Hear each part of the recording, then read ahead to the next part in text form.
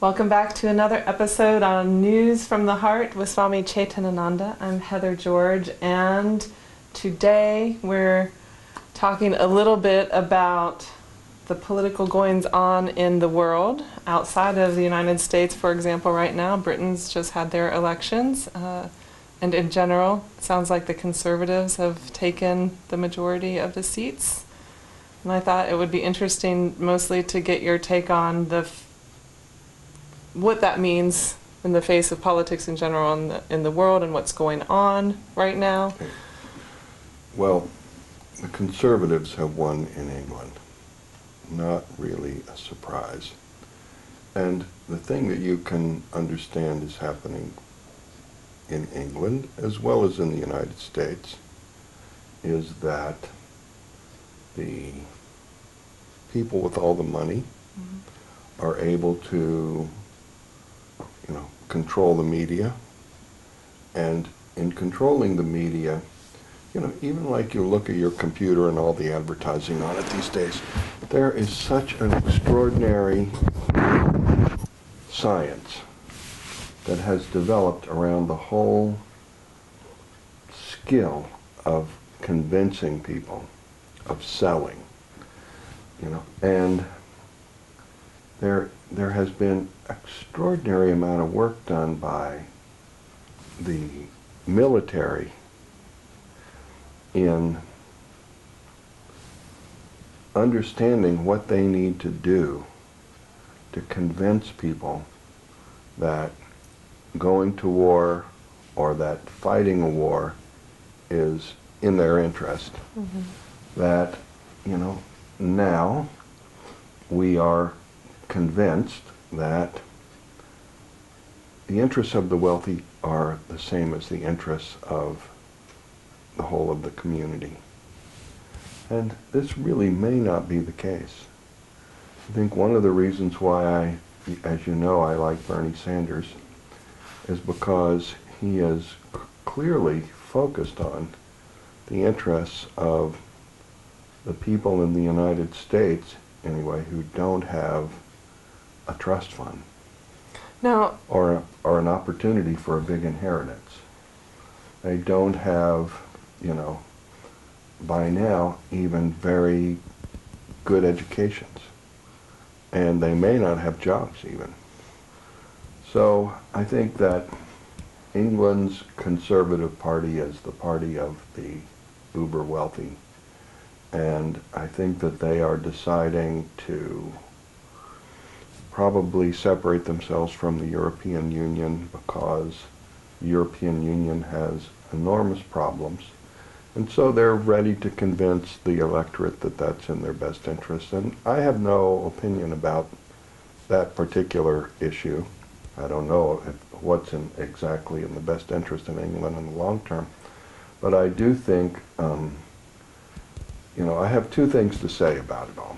First of all, politicians are mostly delusional.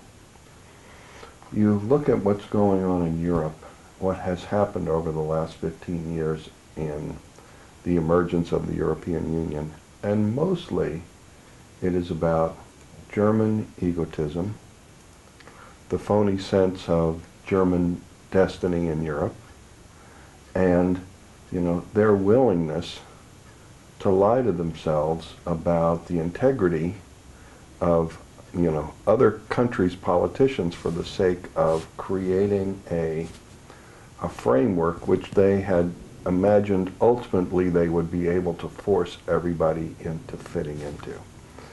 And the problem with that has been that why should the Greeks, Italians, Spanish, Portuguese, and Irish go along with the Germans when the French are, almost in as bad a shape as the Greeks are? And, the Germans are letting the French get away with everything, and the rest of Southern Europe, all the Northern European countries are pimping, and, the whole thing was really a delusion.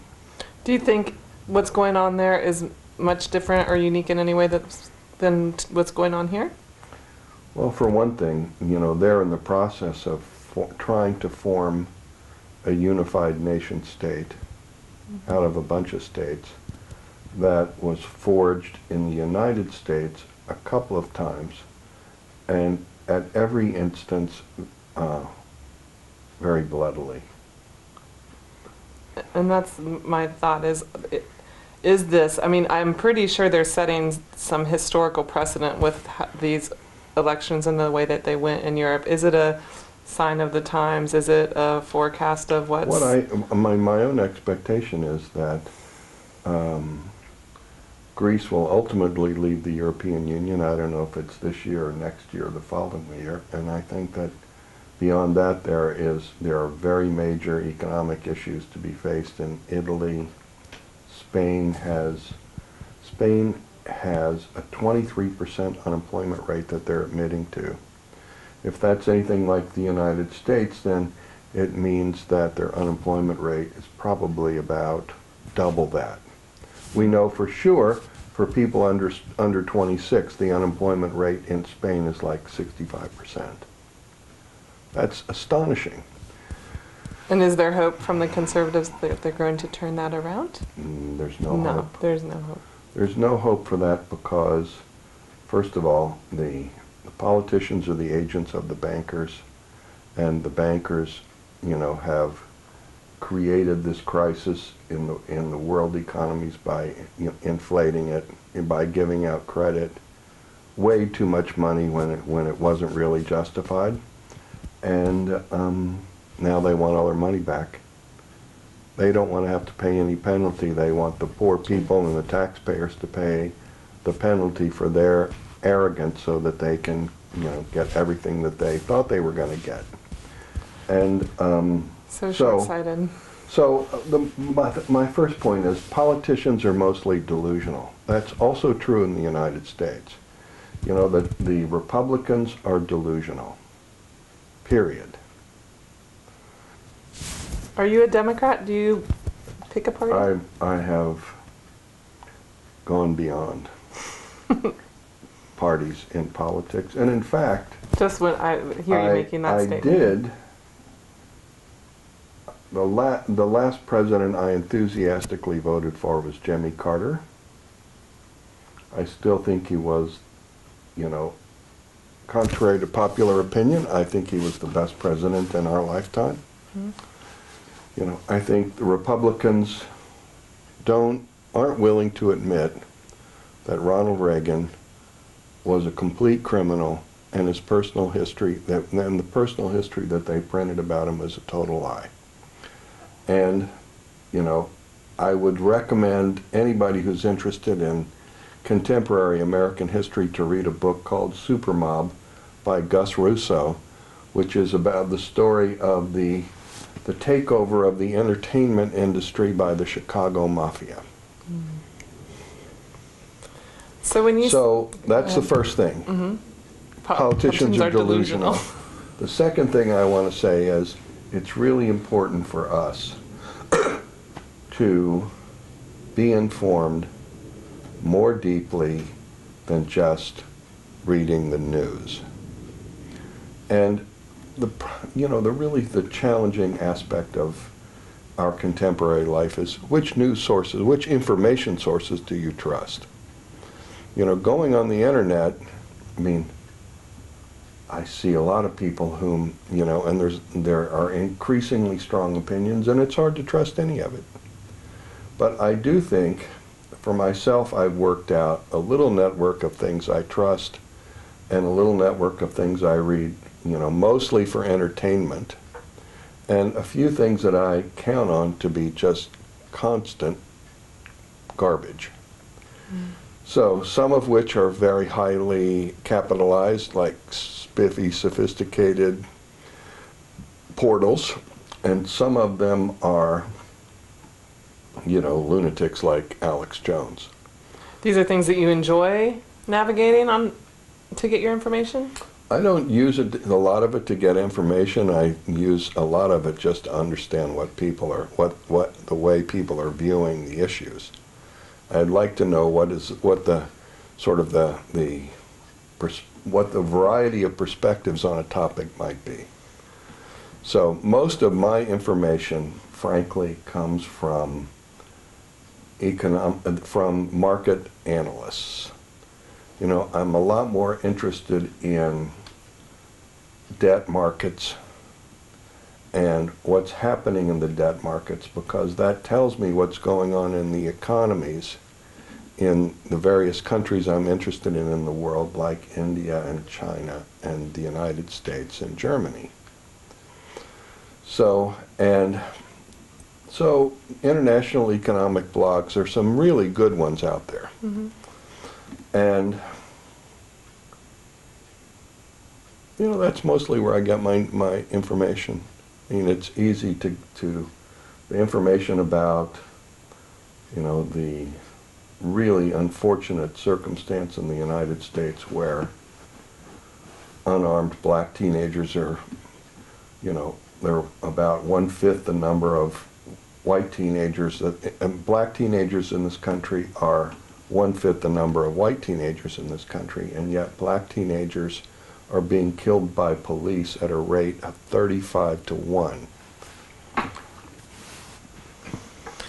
So that is pretty astonishing. I mean, that's my point being, as we loop back to the politics, we really have to look deeper than the current political conversation going on in the world, because that political conversation, dominated by 5 media outlets in the United States, is intentionally, you know, directing our attention away from the issues that are really important to us. And for the most part, as we see in England, you know, what is happening is that the wealthy people are managing to maintain control of the governments and using their control over media outlets to persuade people that it's in their interest to vote for politicians who will support higher taxes and lower benefits for working families, even as they are providing corporations with endless tax breaks and corporate officers with endless opportunities to park their revenues in untaxable offshore bank accounts. We know, for instance, in the United States, there's about $1 trillion, you know, parked offshore by corporations, and somehow we seem to be fine with that. How is that?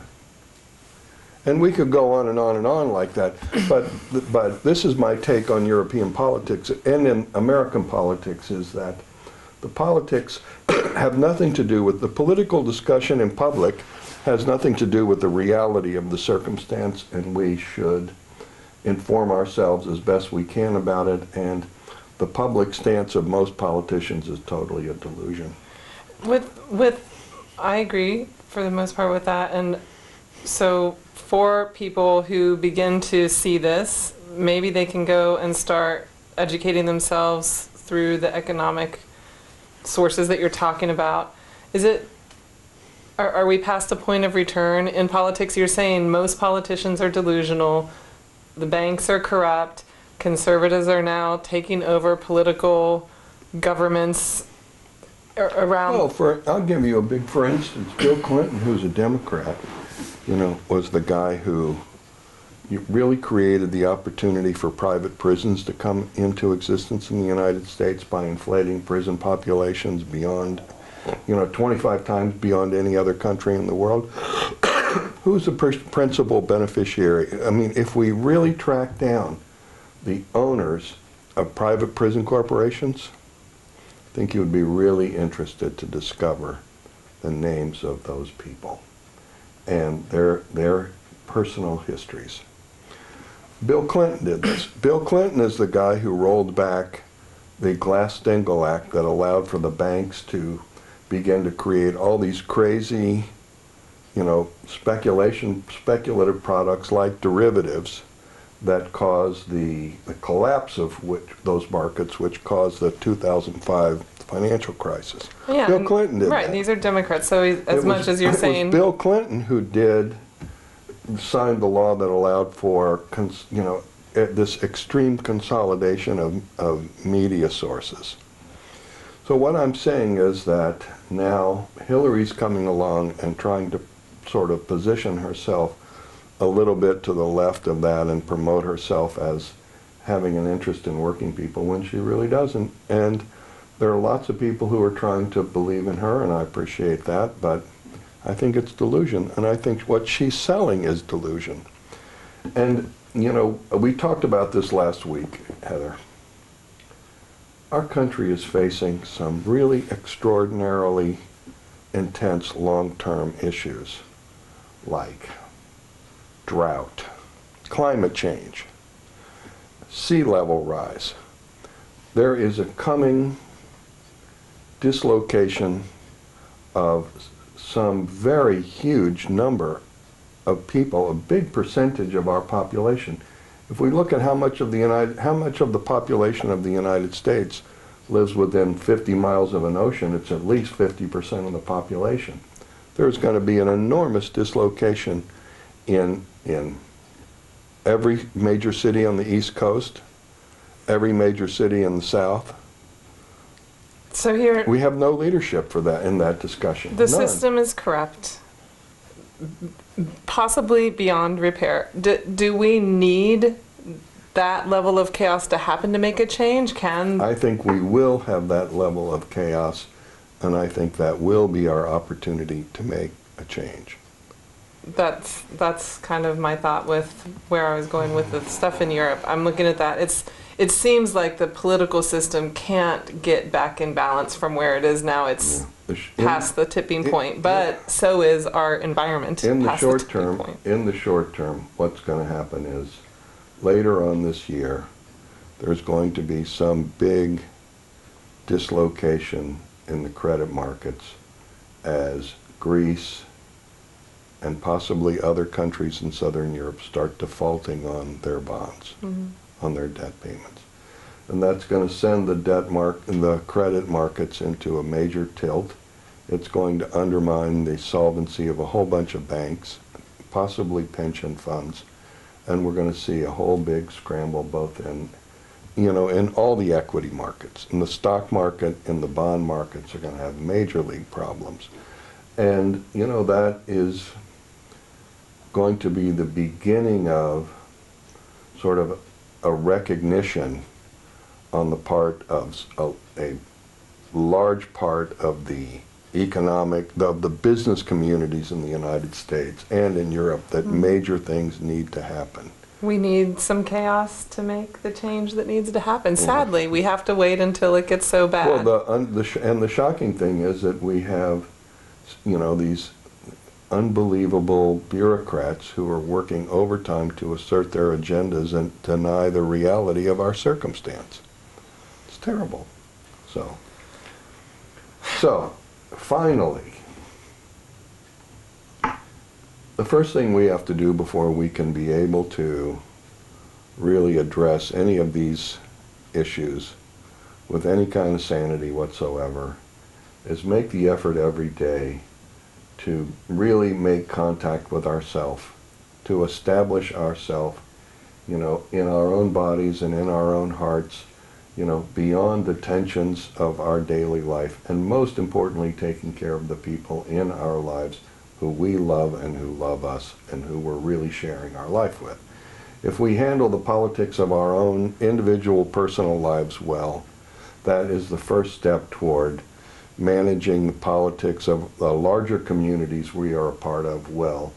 And, as whatever difficulty happens rolls out, we will be able to sustain, a very high level of honest communication that will, I hope, lead us to a place where we are more mature and have stronger and more sustainable communities. So if most politicians out there are delusional and Swamiji is recommending we go grassroots and deal with our own politics, we need to make sure that we are not delusional in that process. And I think that we offer a lot of different ways to have a practice and to learn to communicate and be with each other and take care of each other here. I thank you for that. and politics are still hard. Politics are But it's important. It's important difficult. for us to... Politics are difficult, but it's important for us to listen and digest, and then it's important for us to also speak to the issues that we face in an honest way. If we really do have love as our motivation, then each of us has a different work to do. But, you know, that love will always be the place that we can come together in our work. And, you know, a lot of times the details, the specific way things are expressed is far less important than the spirit in which they are expressed. Mm-hmm. And that's what we have to think about. And there's room in that on a small scale and a large scale. I hope for people with more conservative approaches, more liberal approaches. We don't even know what that means anymore, unfortunately. The thing is this. Liberal means we take care of everybody. We accept everybody. We appreciate diversity. We support diversity. Conservative means we believe in the Bible. We endorse the Ten Commandments. We, you know, want to sustain white supremacy in the United States. Well, is that what conservative has come to be, but it doesn't have to be? I think that, you know, that's... I mean, I think there's a lot of people in this house or in the family that I grew up in that are more conservative than me. But they're good people. How does that conservatism express itself? I mean, mostly, at least in my experience, conservatism expresses itself as, is rooted in some kind of religious fundamentalism, okay? And it is expressed as, you know, a moral outrage against, you know, needs, human needs expressed by people who do not fit into any of the appropriate categories that these people's religious perspective allows them to have. Yeah. So, you know, it's a whole nother... It's a whole nother topic. We could go a lot of places with it. And the bottom line for me is that the world is a very complicated place which is being manipulated for the benefit of the wealthy. And China is such a great example of that.